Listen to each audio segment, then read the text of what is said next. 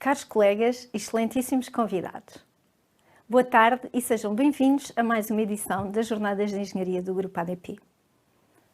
Esta iniciativa, que já vai na sua 12ª edição, marca um momento importante na agenda anual do Grupo ADP, enquanto momento de partilha de conhecimento e experiências, promoção do trabalho desenvolvido pelos profissionais das várias empresas e reforço da identidade técnica e cultura do grupo. No momento em que tomámos a decisão de realizar esta edição, mantinham-se algumas reservas quanto à evolução da pandemia, o que levou a que se optasse por manter o formato 100% digital, à semelhança do que aconteceu no ano passado, tendo consciência que uma das componentes importantes destas jornadas, o reforço das relações sociais e humanas entre os técnicos do setor, sairia prejudicada. De facto, este período de isolamento e teletrabalho obrigou-nos a descobrir novas formas de trabalhar, mas também nos levou a tomar consciência da importância da interação e partilha diárias com os nossos colegas e outros profissionais do setor e de como essa interação nos enriquece enquanto pessoas e profissionais e nos permite acelerar a implementação de soluções para problemas comuns.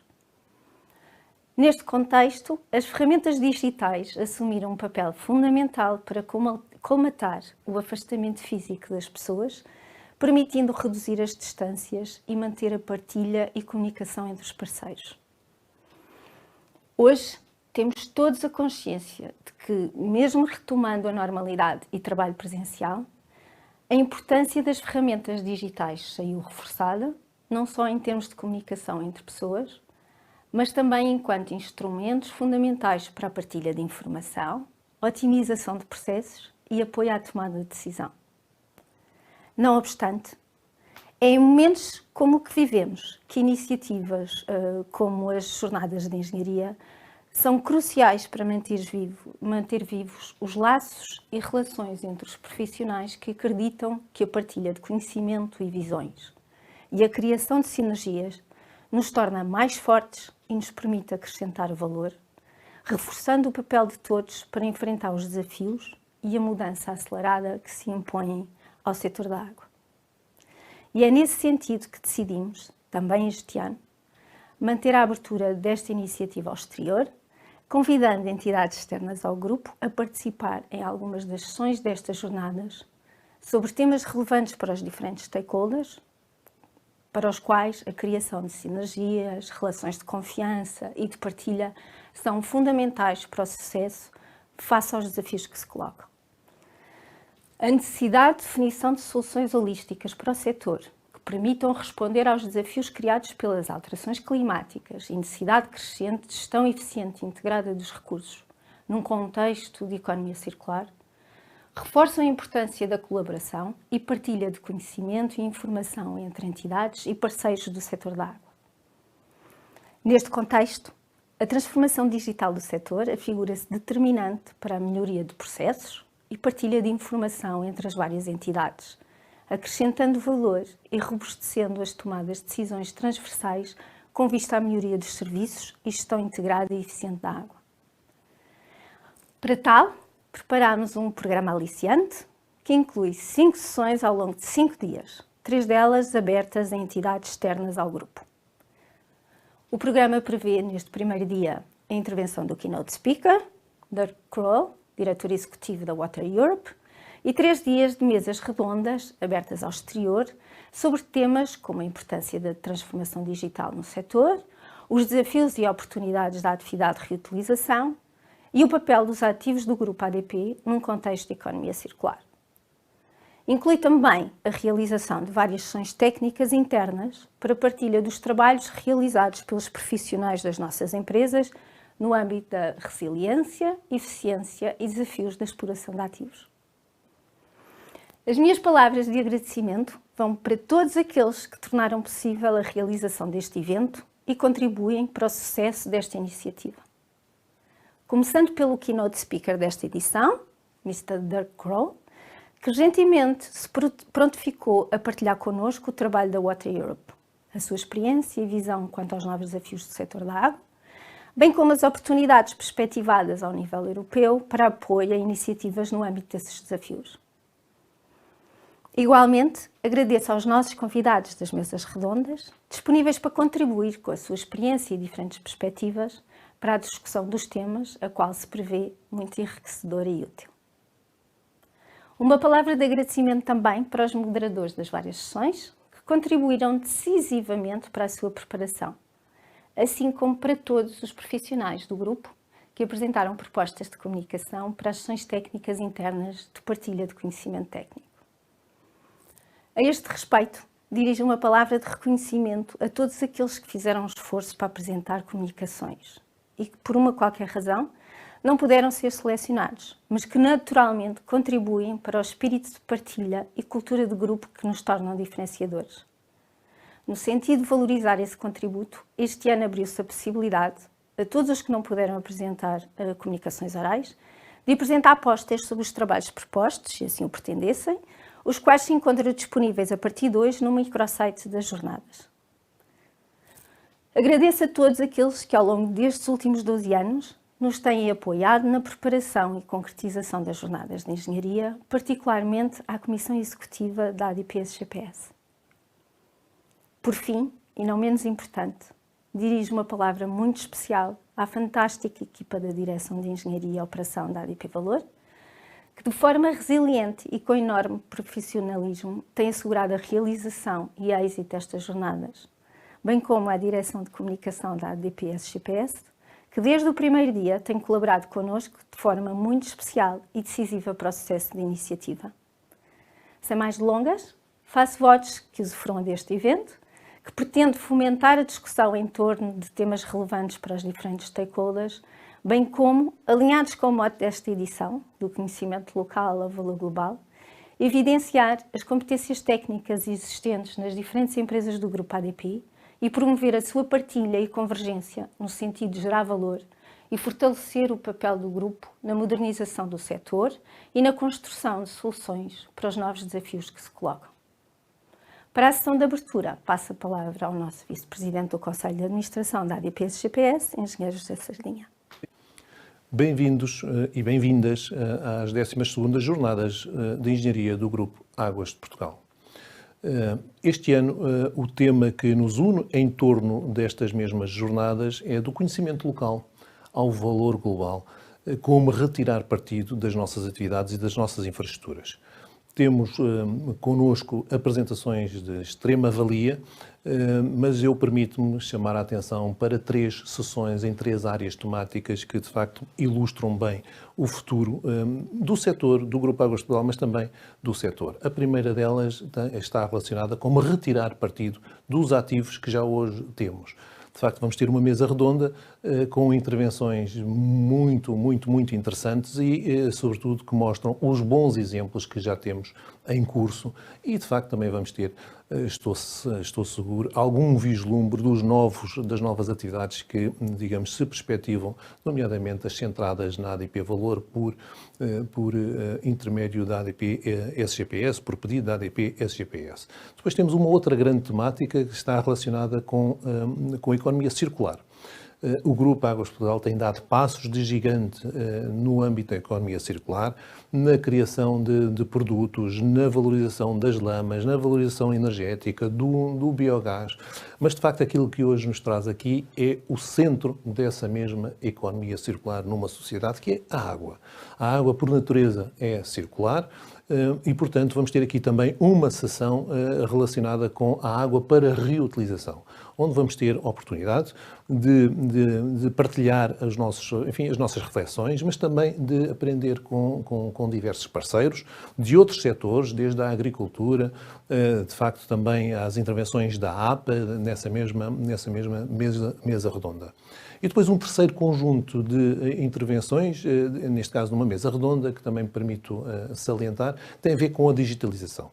O Grupo Águas de Portugal e, de um modo geral, também o próprio setor da água, mas de facto o Grupo Águas de Portugal, em Portugal, tem um peso muito significativo, é hoje reconhecido a nível internacional pelas suas soluções de engenharia, de capacidade de gestão, mas também pela sua inovação, nomeadamente na área da digitalização, com soluções que hoje estão não só líderes em Portugal, mas estão também noutras geografias, como Angola, como Cabo Verde, como Moçambique, por exemplo. E, portanto, também nesse domínio vamos ter aqui uma interessante mesa redonda. Tudo isto para partilhar, aprender uns com os outros, porque é disso que se trata. A troca de informação técnica é, de facto, muito, muito importante, mas aqui não se passa apenas informação técnica, passam-se opções de gestão, passa-se reflexão. É um momento de partilha para todos os engenheiros e engenheiras, mas não só do Grupo Águas Portugal, mas também não só, porque algumas das sessões estão abertas à comunidade e, portanto, dando luz a uma das nossas missões, que é, de facto, produzir conhecimento também para essa mesma comunidade. Portanto, meus amigos, minhas amigas, aproveitem estes 5 dias, são 5 dias de sessões muito, muito interessantes, e permitam-me terminar cumprimentando-os a todos e a todas, mas em especial a administração da ADP Valor, que no fundo o engenheiro Nuno Broco e o engenheiro João Oliveira Miguel, mas também a diretora de Engenharia, Sara Antunes, que aqui tiveram um papel de facto determinante, fundamental, digamos, na promoção de todas estas 12ª Jornadas de Engenharia. Uma palavra também, digamos, de agradecimento pelos ensinamentos que nos vem trazer, pela partilha que nos vem trazer, ao Dirk Kroll, que é da Water Europe e que nos dá o prazer de vir aqui, em breves momentos, de facto, fazer uma keynote speaker e estamos todos muito, muito ansiosos em, de facto, ouvir os seus pensamentos na área. Uma palavra final a toda a equipa que organizou estas jornadas de engenharia. Tudo isto dá muito trabalho. A todos e a todas o nosso bem-aja. De facto, temos aqui, já nos habituámos a ter um trabalho de excelente qualidade, mas não é demais recordar, de facto, e agradecer, reconhecer e agradecer. A todas e a todos aqueles que nos ouvem e que participaram, aproveitem mais uma vez estas 12ª Jornadas de Engenharia. Rumo ao futuro. Muito obrigado. Caros colegas, boa tarde. Queria, em nome da ADP Valor, dirigir-vos algumas palavras neste momento de abertura das 12ª Jornadas de Engenharia do Grupo ADP. Permitam-me começar precisamente pelo número de eventos que hoje completamos, uma dúzia, que ao longo do mesmo número de anos criaram um espaço de debate, encontro, evolução e troca de conhecimento entre diferentes técnicos, diferentes empresas, diferentes áreas operacionais, unidos por um setor da água cada vez mais profissional, resiliente e sustentável. De facto, estas jornadas começaram por ser um evento de engenharia, mas hoje são muito mais do que isso. São um movimento de técnicos do grupo ADP, das mais diversas áreas, desde o jurídico, a regulação, a operação, manutenção e engenharia, enfim, que acreditam na partilha de conhecimento como uma ferramenta de coesão e de evolução. Recordo-me na perfeição da primeira edição destas jornadas, em 2009, e na altura em que estávamos a concluir os sistemas multimunicipais de segunda geração, surgindo na altura as parcerias de Alentejo e de Aveiro, e o Grupo ADP tinha um enorme foco na infraestruturação, sendo que a engenharia era o motor desse movimento. Depois veio a crise económica e a troika, a necessidade de racionalizar custos, as várias dificuldades operacionais que daí decorreram e a capacidade de impreviso e de adaptação que a engenharia do grupo esteve e que foi essencial. Depois desse momento, deu-se um movimento de agregação de sistemas, de mudança de paradigma de exploração dos sistemas e dos nossos próprios ativos, e uma vez mais, a engenharia foi capital em todo o processo que nos exigiu significativas competências de adaptação. Depois, dedicámos a nossa atenção à mitigação e à adaptação às alterações climáticas, às baixas, à eficiência dos nossos processos e, enfim, promovemos uma mudança cada vez mais acelerada. Atualmente, o Grupo ADP concentra-se, entre outros projetos estratégicos, na sua agenda de neutralidade energética, nas várias áreas da economia circular, na reengenharia dos seus sistemas e processos e nas crescentes oportunidades de digitalização deste nosso negócio. Enfim, este breve historial não pretende ser exaustivo, tem antes como objetivo evidenciar o contexto de mudança em que as nossas equipas técnicas se encontram desde sempre, não devendo apenas ser valorizadas pela sua capacidade adaptativa, mas sobretudo pela sua capacidade de promoção desta própria mudança. De facto, o Grupo ADP é um agregador de valor ímpar a nível do conhecimento no setor da água, no qual temos profissionais de excelência nas várias fases do ciclo de vida dos ativos, situação que nos torna únicos a nível nacional e dos poucos a nível internacional com estas competências. Centramos a nossa atividade em serviços tão importantes como o abastecimento de água e o saneamento de águas residuais, serviços que estão em constante evolução devido aos desafios de saúde pública, de proteção ambiental e de desenvolvimento económico. A legislação, sabemos, é cada vez mais exigente, a pressão para a redução de custos é crescente, os recursos são escassos e é necessário usá-los de forma eficiente e valorizá-los sempre que possível. Neste contexto desafiante, continua a existir um enorme potencial de evolução de partilha de conhecimento, melhoria dos processos nestas várias áreas operacionais e, sobretudo, temos hoje o enorme desafio de rejuvenescer as nossas equipas sem perder o conhecimento acumulado ao longo destes quase 30 anos. A nossa posição, enquanto maior grupo empresarial do setor do ambiente em Portugal, faz com que a nossa responsabilidade para com o país vá para além da estrita missão do cumprimento dos contratos de concessão. De facto, têm sido várias as áreas, desde a responsabilidade social, o apoio a catástrofes nacionais e internacionais, o suporte a outras entidades gestoras nacionais e internacionais, nas quais o Grupo ADP tem extravasado os seus limites de atuação com óbvio benefício para o país. Uma outra característica das nossas equipas técnicas, e para o qual este evento tenta contribuir todos os anos, tem a ver com a vontade inata de partilhar conhecimento, experiências, partilhar e discutir ideias, conscientes de que essa forma de coevoluirmos é a forma como atingimos uma maior maturidade. A este propósito, permitam-me recordar o trabalho recentemente desenvolvido, que foi o nosso quadro estratégico de compromisso, e especificamente o enorme número de contributos que vários colegas deram, no sentido de aumentarmos os mecanismos de partilha de conhecimento no seio do nosso grupo. E isto evidencia a atualidade e pertinência deste mesmo tipo de eventos. Uma palavra para a ADP Valor e para o processo que estamos conjuntamente a percorrer de transformação da nossa antiga unidade de serviços partilhados numa empresa focada na aceleração da inovação do grupo, na valorização dos recursos internos, contribuindo para um grupo cada vez mais sustentável e circular. Processo em que a equipa de engenharia e operação assume, uma vez mais, um papel de motor do processo transformacional. Se no passado as personalidades singulares ou coletivas de engenharia e outras disciplinas técnicas se distinguiam pelo seu trajeto e obra, mas muitas vezes demasiado solitárias, estou convencido que o nosso desafio atual e futuro da afirmação das diferentes áreas técnicas passa pela sua capacidade de comunicação, de integração de trabalho e de trabalho na interface com outras disciplinas, zonas onde existe atualmente maior valor por explorar. O espírito destas jornadas assenta precisamente nesse princípio de integração.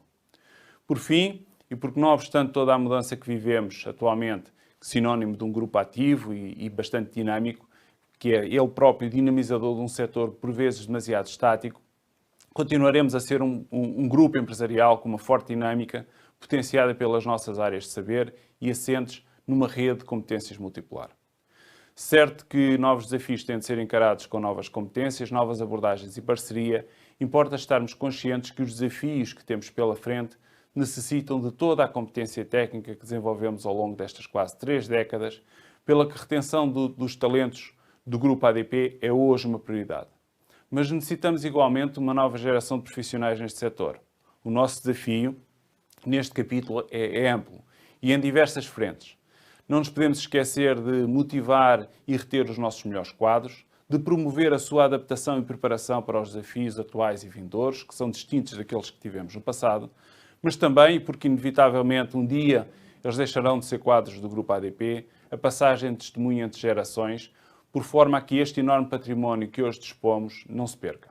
E nesse sentido, as 12ª Jornadas de Engenharia são um contributo para esse movimento de sustentabilidade do nosso conhecimento técnico. Queria felicitar a esforçada organização do evento, que ano após ano, e além de todos os outros compromissos que possui, e este ano é um ano particularmente esforçado, reúne a motivação e o empenho para levar a cabo esta iniciativa que já é um património do próprio Grupo ADP.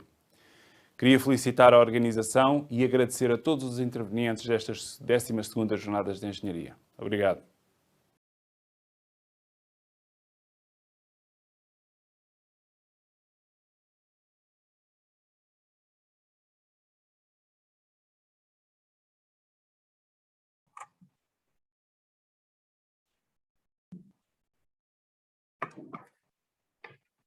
Good afternoon, once again.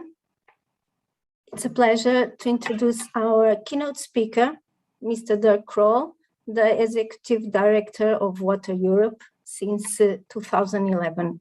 He has more than 15 years of experience in the water sector at European level, was Deputy Secretary General of Euro, and has been closely involved in the creation of the European Parliament Water Group. At the end of his presentation, there will be some time for questions, so feel free during the presentation to use the chat area available in the microsite to post your questions in English, please. So now it's time to give the word to Mr. Dirk Kroll. Welcome, Dirk. The stage is yours. Thank you. Thank you, Sarah. I will just see to share my screen. Share and make big. Voila. Okay, so welcome everybody. My name is Dirk Kroll.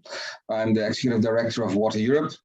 And over the next, I would say, half hour, I will share with you our perspective, our water vision for a European water smart society, and how that vision basically affects and informs all the activities we deploy as Water Europe, how we interact, I would say, with the European institutions, but also with the sector in, I would say, a two-stream activity. Yeah. So, no, I'm in the presentation. So, so I will briefly start by introducing who is water. Yeah. So Water Europe is a recognized voice and promoter of water-related RTD and innovation in Europe. We were initiated by the European Commission in 2004 as a European technology platform with a mission to improve coordination and collaboration in the water ecosystem in the EU and beyond, to enhance the performance and the competitiveness of the water system, and to contribute to solving the global water challenges through research, technology development, and innovation. Yeah. Now, at the heart, I would say, of our strategy are the fact that, on the one hand, Water Europe is a multi-stakeholder association representing the whole water value chain. As you can also see here, we have organized our members across 7 different colleges, of which 5 are corporate members, which means they are fully involved in the association, including in the governance. These are the multinational corporations with water at the heart of their business model, where we have members like Suez, Veolia, Acciona, Ecolab, XII, Grundfos, and also Microsoft. Then about 50% of our members come from universities and research institutes. Yeah. Then we have the utilities, so the drinking water and wastewater sector, where ADP is a very active member, as you will also see in a bit. Then we have our College D, which I would say represents the solution providers and their SMEs, and College E, which are the large, mostly industrial water users, where we have members like Coca-Cola and Solvay. Then as associate members, which are members that I would say have no access, no participation in our governance, we have public authorities, like for example, we have here the city, the metropolitan area of Venice, but also the city of Mechelen in Belgium. And College G, there we have representatives from the civil society organizations, like for example, IUCN, Wetlands International, and the Nature Conservancy. So as you can see there, we really represent the whole value chain of water, including the system integrators, the challenge owners, and the solution providers. But beyond that, we are not only a value-based organization, we're also not only a membership-based organization, we're also a value-based organization, because all the activities we deploy are based on a water vision, which we've called the value of water towards a European future-proof water smart society. And this is very important to us, because really in our activities, I would say our niche is where the interests of our members overlap with our, I would say, with our vision for a progressive, innovative water sector, which I will explain to you in the next 20 minutes. Now, very briefly, to give you an impression on who is in our governance, and of course, I think you will see already one very familiar face here, which I just want to show to you, especially from ADP. We have Claudio Jesus as our board member. And for the rest, we have board members really representing all the different colleges that I have mentioned just now. So then back to basics, as I already mentioned, really to the core of and to the basis of all the activities we deploy in Water Europe is our water vision. Now, in our water vision, which is from 2016, we have basically identified what we consider as the main top-level challenges for the European water sector as a whole. Yeah? Which we have, I would say, simplified to saying it's about too much water, too little water, and too polluted water. Yeah? Now, the ideal, I would say, society or perspective that we would like to develop is a society that we have defined as a European water smart society, which is a society in which the true value of water is recognized and realized. All available water sources are managed in such a way that water scarcity and pollution of water resources are avoided, that water and resource loops are largely closed to foster a circular economy and optimal resource efficiency, and the water system is resilient against the impacts of climate change events. Now, in order to get from the current situation to such a water smart society, we have identified 4 innovation areas. Yeah? The 4 innovation areas are, firstly, the concept that we have titled as multiple waters, which is all about increasing the reuse and recycling of the available waters for the different uses, be it agriculture, be it industrial, be it, I would say, domestic, and amplify that also with the use of alternative water resources. Of course, we have groundwater, we have surface water, but we also have different forms of reused water. Then we have rainwater, we have saline water, we have brackish water. All these kind of, I would say, new water sources should be used to meet demands. Then, comply to that, we have the concept of digital water. We foresee that also the water sector will be digitalized to a much larger extent, where sensors will be rolled out throughout the system, providing a lot of information, allowing water operators, but also water governance bodies to optimize the allocation of the available waters. Then the third innovation concept is about what we call capturing and exploiting the value in water. Now, the value in water is all about the nutrients, the metals, the energy, which is available in our wastewater, and that can be taken out. Yeah? Now, of course, clearly, in order to make this happen, we need to develop more new business models to make this sustainable. And last but not least, about creating an underpinning hybrid gray-green infrastructure, which makes optimum use for the gray infrastructure to be embedded in the existing green infrastructure, but also to make our cities climate change proof. Now, as I already mentioned, really the core of our model is the value of water and realizing the value of water for our economy and society. In order to do that, we need to really see that this is not only about this is really about all the required technological, but also non-technological innovations that are required to achieve a water smart economy. But it is also about technologies as well as economic models to make possible multiple waters available for multiple purposes and users.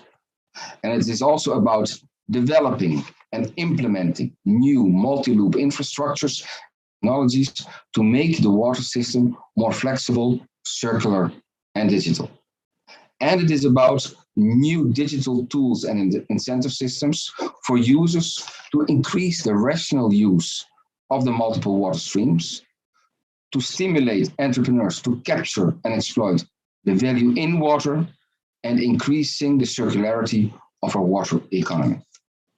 Now, again, in order to realize this, we need research and development of a whole range of new technologies to enable the water smart economy and to develop new infrastructures and new digital support systems. Again, to make this circular multiple water concept possible, we need to redesign our water infrastructure. The future water infrastructure needs to be resilient against climate change events. It needs to be financially geared towards the future, and it needs novel approaches to integrate green infrastructure to leverage on the functions of nature for storage, filtering, and delivering of alternative water sources.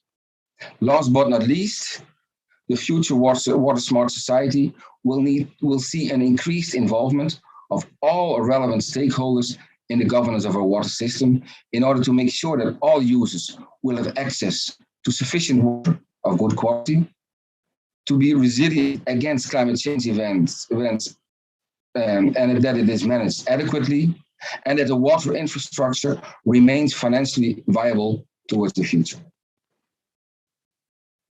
Now, in order to measure the impact, we also have developed a few what we call key impact parameters. Now, the first is about reducing the impact of Europe's society on our natural water resources by 50%. We believe this can be done by increasing reuse from the current average 5% across Europe to 30%, by reducing water loss, again, European average figures, from the average of 20% to much lower levels, to see much higher levels of all alternative water sources, such as brackish saline water, brine, and rainwater, up to 15% of water demand, and by reducing the amount of water used for energy production with 10 to 20%, which is currently 25% across Europe of the overall water use. The second key impact parameter is about realizing the true value of water and boosting our water market. We believe that there is a real opportunity to exploit this European model in a global 650 billion euro water market. In order to do that, we need new advanced technologies, management models, infrastructures, and systems to exploit in the global water market. And we need 5 to 10 times an increase in the valorization of water by extracting and exploiting heat, energy, nutrients, minerals, critical metals, and chemicals for multiple applications in this multi-billion global market. Last but not least, the last key impact parameter, which is all about resilience, stability, and sustainability, which we need to reduce the impact and damage due to climate change events by 50%. The source protection and minimizing residual contamination, and new economic investment and governance models, and harvesting the value in water as new sources for economic sustainability.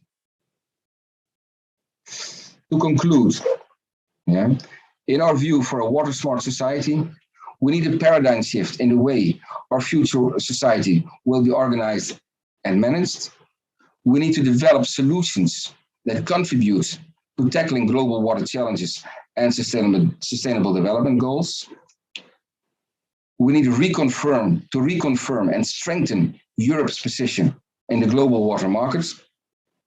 And we need to ignite new markets for finite resources, growing jobs in a global circular economy.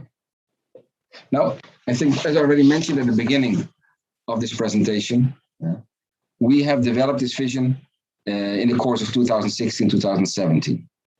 And last year, the European Commission came with its, I would say, proposal for a transition of the European Union to a green and digital European Union. As you can see, I mean, on this slide, you will see the main aspects of the European Green Deal. And I think you will see that many of the aspects that we have mentioned in our water vision are already, I would say, are also present now in the European Green Deal. and that our water vision is very much aligned with the European Green Deal, but also with the ambition of the European Commission for a digital transition. Other aspects which I think are also very important, especially for the water sector, is the ideal of leaving no one behind. And of course, the importance of securing the proper finances to the transition from the current situation to our ideal of a water smart society. Now, in order to achieve that, of course, a few instruments are available.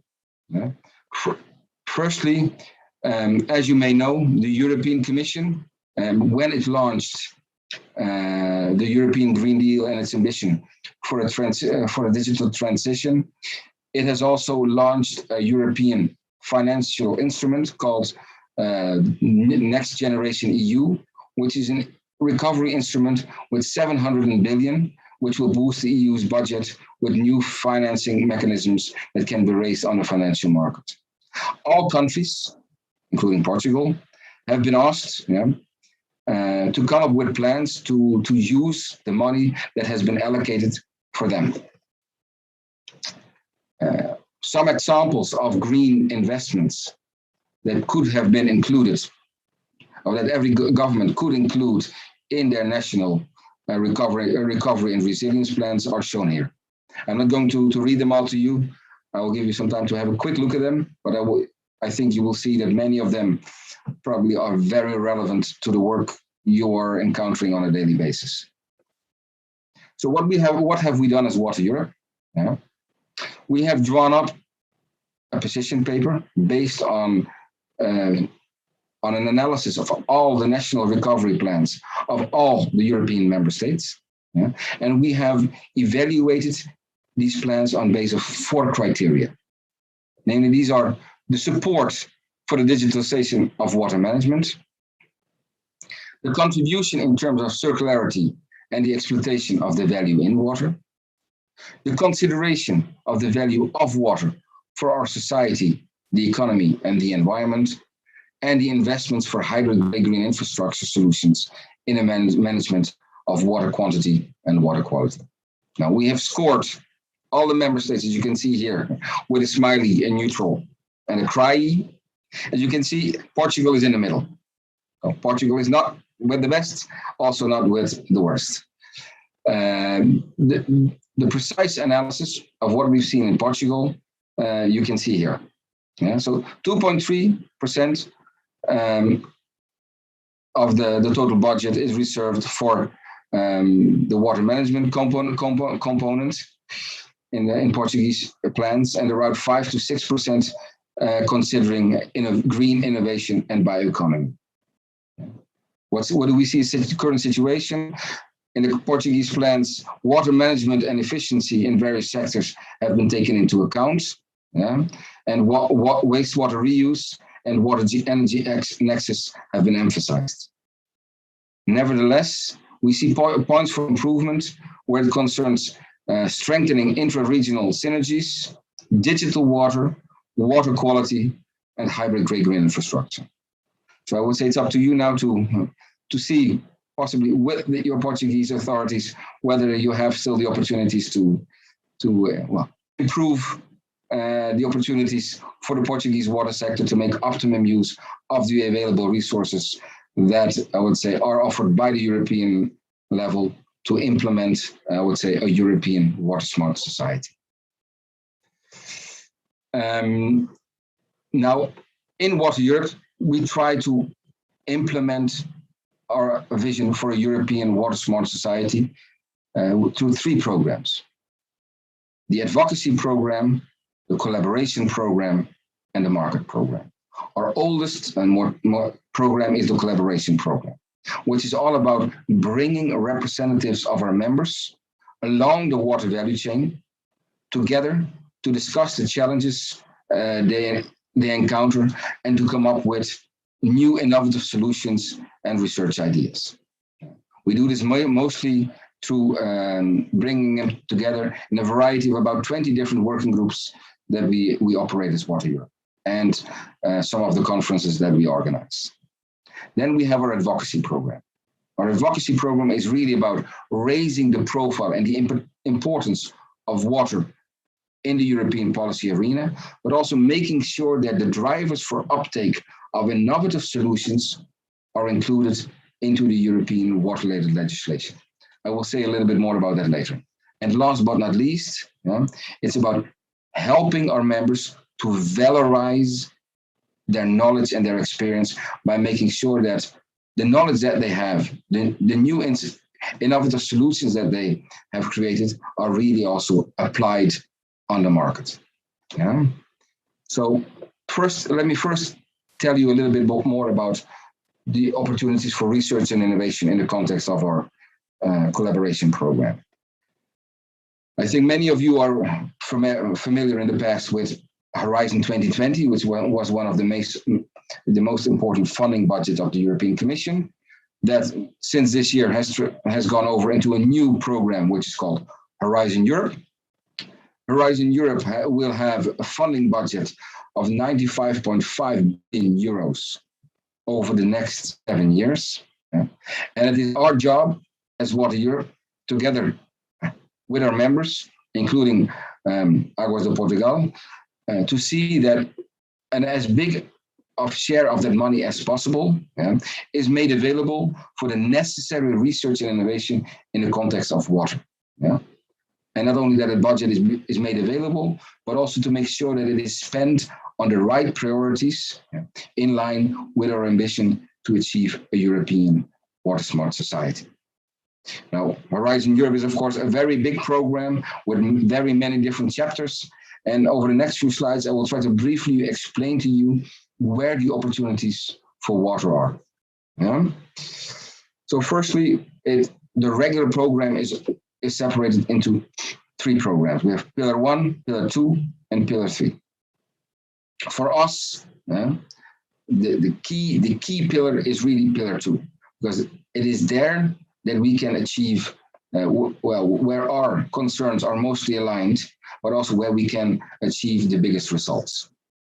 Now, in Pillar 2, different chapters have been defined. You can see here, health, culture, creativity, inclusive societies, civil security for society, digital industry and space, climate, energy and mobility, and food, bioeconomy, natural resources, agriculture and environment. Now, the most important for us are clearly the last 2. In total, 53.5 billion euros has been reserved for research and innovation with regard to these key topics over the next 7 years. And as you can see here, how the numbers are split up.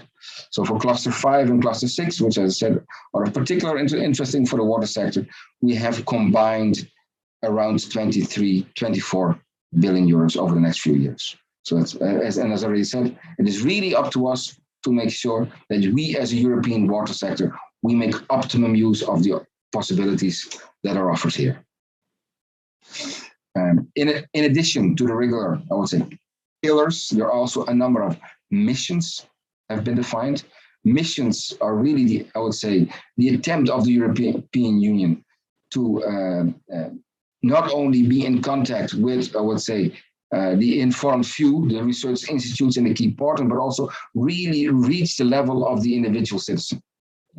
There, as I said, 5 missions have been defined, of which also at least 4 of them have a direct link with water, and 2 are very, I would say, important for water. Particularly the one on the adaptation to climate change, including societal transformation, and the one on healthy oceans, seas, and coastal and inland waters. And last but not least, here there are what we call a number of European partnerships in Horizon Europe. 2, again, have particular importance for water, for the water sector. 1 is the Water for All partnership, which is a co-funded partnership between member states and the European Union, where Portugal is also participating. It will have a funding budget over the next 7 years of 450 euros for really, I would say, targeted projects. And we have a co-programmed partnership, which is more about water use in the process industry.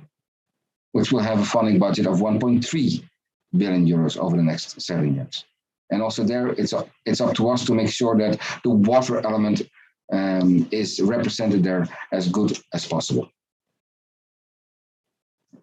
Here you see another overview of these different partnerships. Now, we as Water Europe, of course, we're not only working to make sure that resources are available for the water sector to do the necessary research and innovation. We're also working with our members to help them to actually make it happen. Yeah? So Water Europe participates in many, right now, about 16 different European research projects to help our members, yeah, to really make the best out of the possible, out of the possibilities, and to do so in a way which is very much aligned with their strategic needs. Here, on this slide, you can see an overview of all the research projects we're involved in. And I think a very important figure is here that we've been able to do the analysis that in between 2014 and 2019, 1.25 billion euros were spent on water-related research and innovation, with an average success rate of the applicants of 10%, which is honestly relatively low compared to the investments you need to make to write such a proposal. But then if you look at the statistics for Water Europe, of all the successful projects that were launched, the 75% of the members of this consortia are Water Europe members, which I think gives a good indication also of the quality of our network, but also the relevance of the activities that we deploy to make sure that our members get involved. Then I pass to our advocacy program. Once again, I mean, our advocacy programs serves to realize our water mission. And again, here you see, I think, a familiar face in the context of our ADP, which is Nuno Bravo, who participates in our policy advisory committee. He's one of the 12 people present there to help us to guide, to develop our policy positions in line with our water vision for a progressive and innovative water sector. And a number of remarks I would like to make here, which I think are key. As I already mentioned in the beginning, as Water Europe, we're not only a membership-based organization, but also a value-based organization, which for us means that all our positions need to be in line with a number of systematic criteria. First, they need to be in line with our societal responsibility as reflected in our water vision.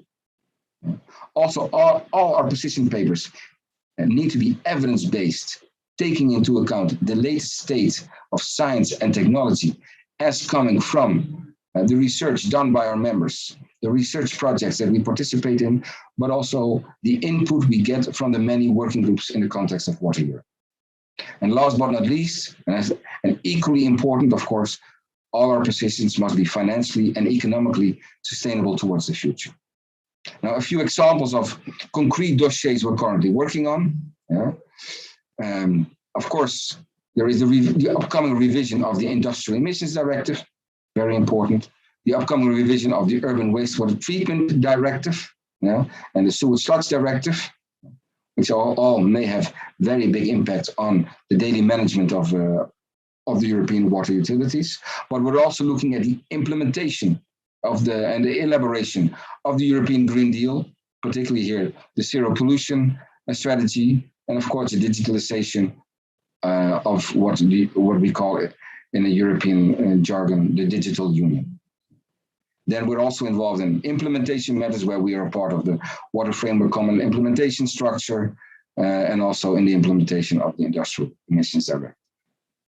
Perhaps also interesting here to mention is, as Water Europe, we have also recently released a position paper on the taxonomy, which is all about, let's say, the financial guidance for the European economy to implement the European Green Deal.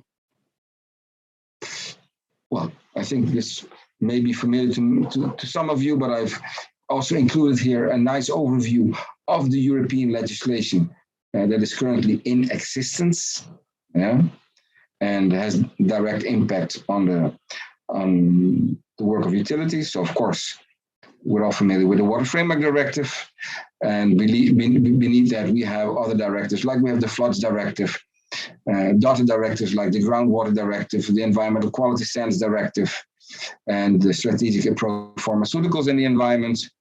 We have the Urban Wastewater Treatment Directive, the Sewage Slots Directive, the Bathing Water Directive, the Reuse Regulation, and the Drinking Water Directive. To conclude, I would like to call your attention for this publication of Water Europe, which can be downloaded on our website, where we have really, I would say, transposed our water vision in the context of the European Green Deal and Horizon Europe. And I think it can, in that sense, it can be a big guide for, I would say, the sector out there, how they can best adapt and expect and what kind of expectations they can make for the water sector based on the European Green Deal and all the opportunities in the context of Horizon Europe. So with that, I would like to conclude my presentation, and I give the word back to Sarah. Sarah?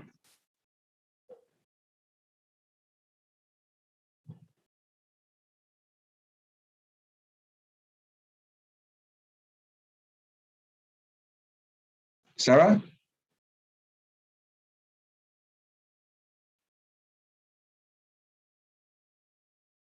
Can you hear me, Sarah? You're muted.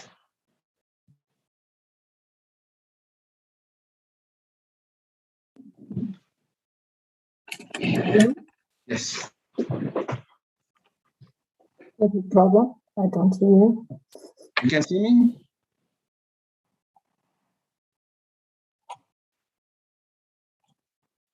Oh, you're okay, Sarah. I can see you unmuted now.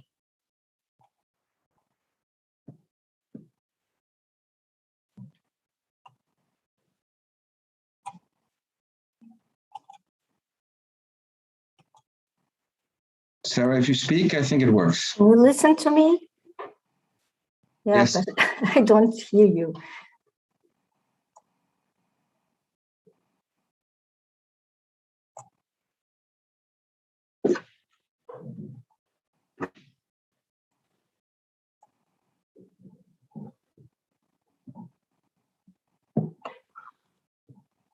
Perhaps there is a second screen in the second Zoom screen. How you have taken away the yeah, no, you're there. Well, I will have to listen to you by my phone, but I can put some questions. First of all, thank you very much, Dirk. I was listening in my phone, your speech. It was a privilege to us to hear you sharing the Water Europe activities and initiatives, your vision about the global water challenges, and knowledge about the European policies and the opportunities to boost innovation and adaptation to the new paradigm. I have some questions from the audience that I would like to put it now, addressed to you. And I will have to listen in my phone. I'm sorry for that. The first of one is, despite the development of several European policies regarding water reuse and the valorization of water in a circular economy approach, we still face small steps on those fields. In your opinion, which are the main gaps that explain this small development in Europe? Lack of communication about the true water value, low engagement of the society and stakeholders, or lack of regulatory instruments of funding programs? Well, I think first I'm going to speak very generic, and then I will zoom into a few more concrete things. I think what always makes, I would say, particularly the water sector and the water topic relatively weak at the European level are a number of things. Firstly, I think water as a topic, it's a very transversal topic that touches upon very many different policy fields. which means that I would say there is no one, I would say, at political level, which is really responsible for the water topic. A second item is the sector itself. The water sector is very fragmented. You have very many different actors across very many different actors spread geographically, but also along the water value chain. Again, that does not help to make a big fist towards, I would say the, well, different levels, I would say, local, regional, national, and European decision makers. So it's very often, it's kind of a hard battle to really make the water topic, the water concerns visible and taken into consideration. The good news is, compared to 5 years ago, I think we've seen a tremendous progress. 5 years ago, Water Europe, together with some other strategic partners at the European level, we contacted all relevant European commissioners to make visible for them why water was important in their portfolio. And at that time, very many European commissioners said, why do you want to speak to me? I'm not an environment commissioner. Go to speak to the environment commissioner. Water is not important to me, including the then European commissioner responsible for human disaster management. Told us, we don't want to meet with you. Water is not relevant for my portfolio. So to which I responded by email, are you sure? Fortunately, he realized then that he was making a mistake. Now this year, we've been doing with the new commission the same exercise. And to my big surprise, almost all European commissioners and the members of cabinet really understood why water was important for their portfolio. And I think that's really thanks to the focus now of the European Green Deal on environmental topics. So for the first time, water is really in the driving seat. Now, having said that, of course, looking at particularly water reuse and the challenges that we now have a water regulation, a regulation for water reuse for agricultural purposes. What we're missing is a legal framework to encourage water reuse for, I would say, at least, industry and the most complicated of all, say, domestic use. I know from discussing with the European Commission that the European Commission is, at least on the environment side, eager and open to extend the scope of that regulation to industrial reuse, and have informed us they don't mind us pushing for that. And the regulation is formulated in a way which opens up the possibility of extending the interpretation of it. So there's a possibility. But again, it needs to come from the sector. There needs to come a demand.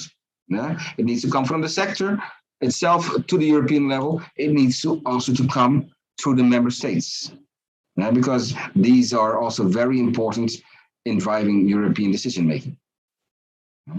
Because a lot of people always think everything comes from the European Commission. No. I mean, nothing at European level happens without either the push or the agreement from, I would say, a qualified majority at member states level. Of course, the most complicated of all, and there, to be honest, I feel a little bit out of the league, is water reuse in a domestic context. And to be honest, there I think a lot has to do with public perception. And there perhaps I would say you as people who are working in the field more directly than I are better judges to judge what is possible and what is not possible than I am. Technologically, for sure, I think the opportunity, the possibilities are there.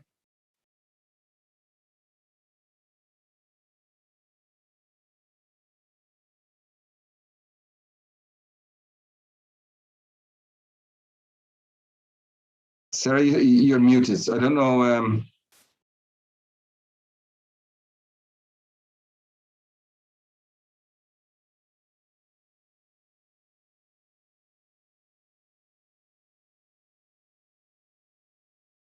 Is there a delay or?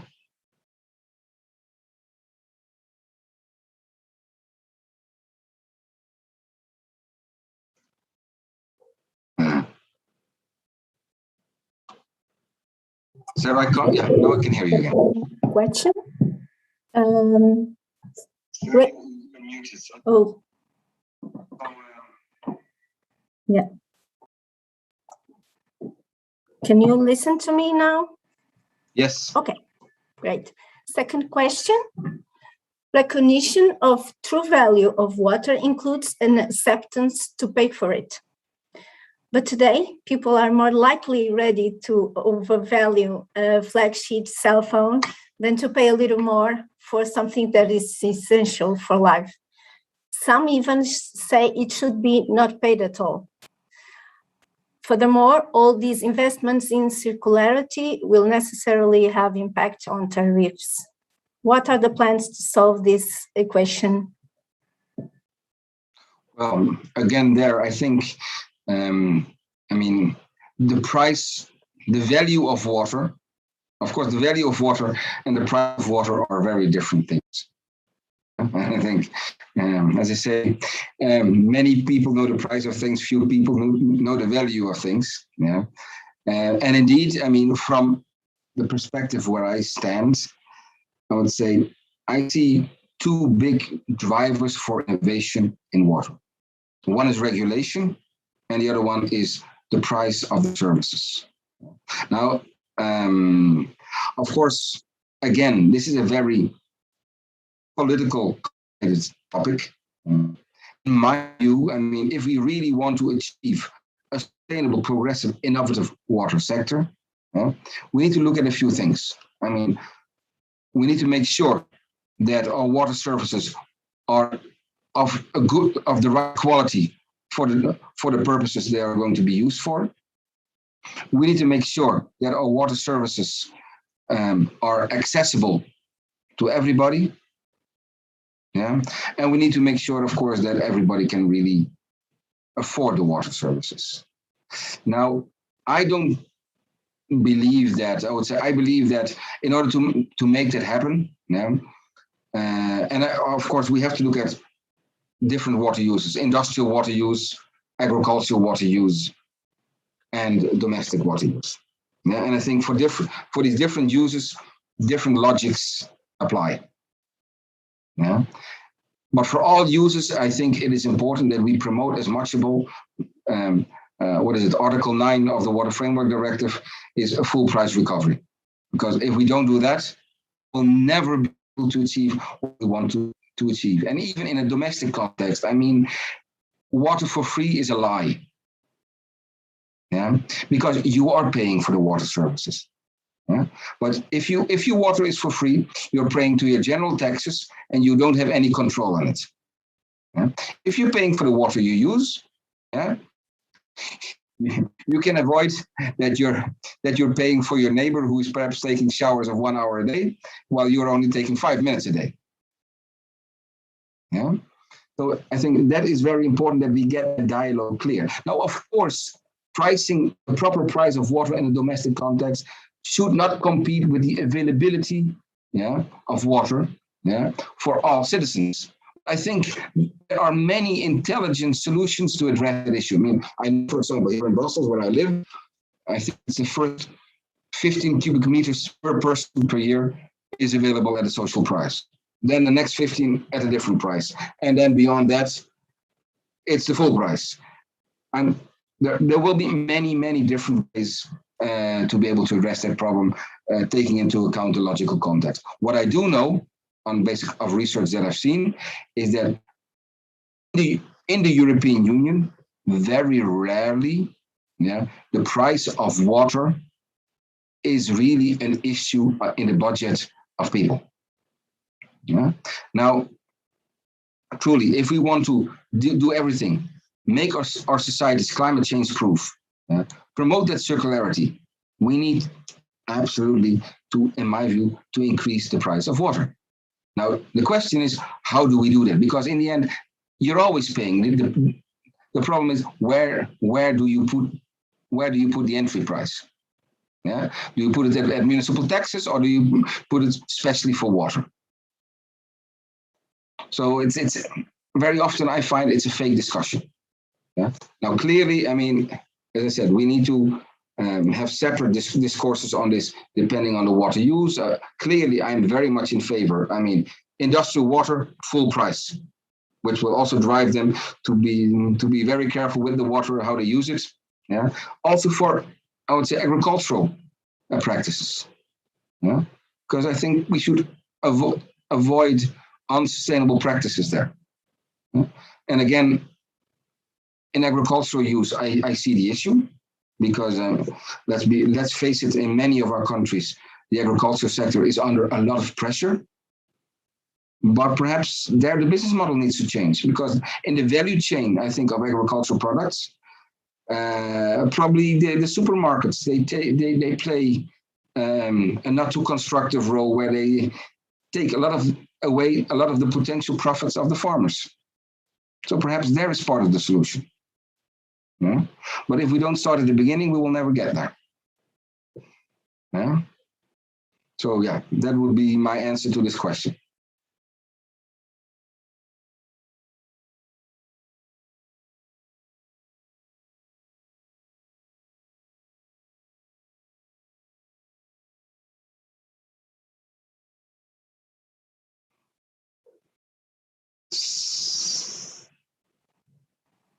I think we have time for a last question. We have a lot of questions, but we don't have much more time. And the third question is, which has been the biggest challenge to Water Europe as a multi-stakeholder association representing the whole water chain, value chain? Which are the major concern and contributes from public and private Water Europe members? Well, of course, I mean, representing, I would say, such a diversity as we represent in Water Europe, where we really represent the whole value chain, there are, of course, conflicting interests. Yeah? Now, I think one of the ways we overcome that potential barrier is make clear that as Water Europe, and again, I come back to that, we're not just a member-based organization, we're also a value-based organization. And all members, all entities that want to sign up to Water Europe have to endorse our water vision, yeah, and clearly sign up for a progressive, innovative water sector.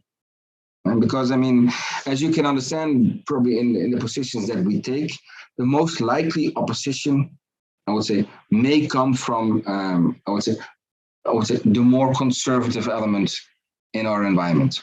Yeah. So they clearly have signed up to, I would say, the main vision of Water Europe.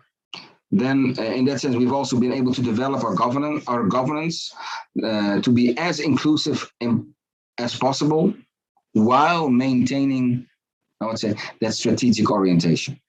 So, for example, in our policy positions are prepared by our policy. So first, we've made our board as representative as possible for the diversity in the water value chain.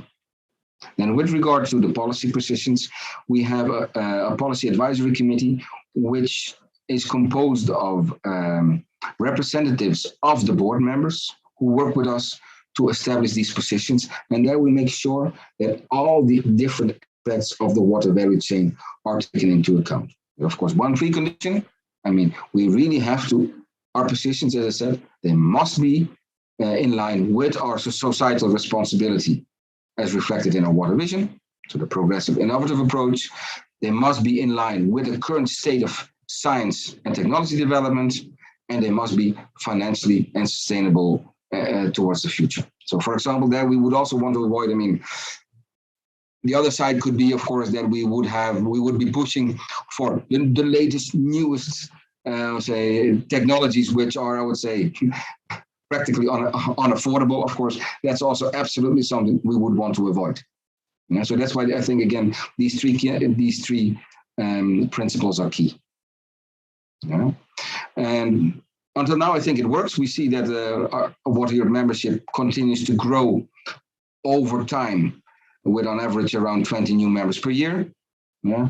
This year, we hope to cross the border of 250 members. I would say the challenges that we still meet is that I find that where we are relatively strong in, I would say, in, well, Western European countries, our membership is relatively weak in terms of representatives from Eastern European countries. So that's really something we need to work on. Yeah. And well, about 2 years ago, we also opened up the membership of for public authorities.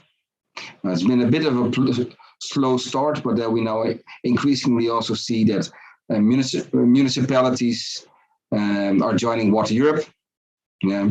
Including, we have the first municipality, the municipality of Mersin in Turkey, who has also recently already joined Water Europe.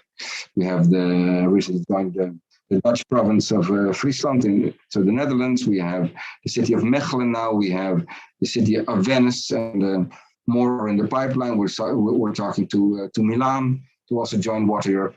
And perhaps, you never know, perhaps we shortly have a big or small, because we really want to be representative for the whole water value chain, Portuguese municipality. It could be Lisboa, it could be Porto, it could be, there are many different opportunities there.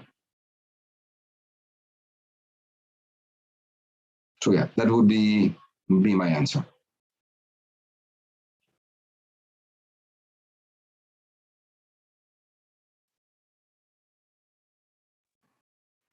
Well, it was a nice time, but we don't have enough time for all the questions. Once again, thank you so much for your time and for sharing with us your experience. It was a pleasure. We'll see you soon, I hope. Yes. Thank you, Dirk. It was an equal pleasure here, and good luck with the rest of your conference. Yeah. Thank you very much. Bye-bye. Em seguida, temos curto intervalo e voltaremos às 15h45 para dar início à mesa redonda subordinada ao tema Valor acrescentado dos ativos do Grupo ADP numa economia circular, cuja moderação será assegurada pelo Dr. Luís Faísca, Presidente da Águas de Santo André. Até já!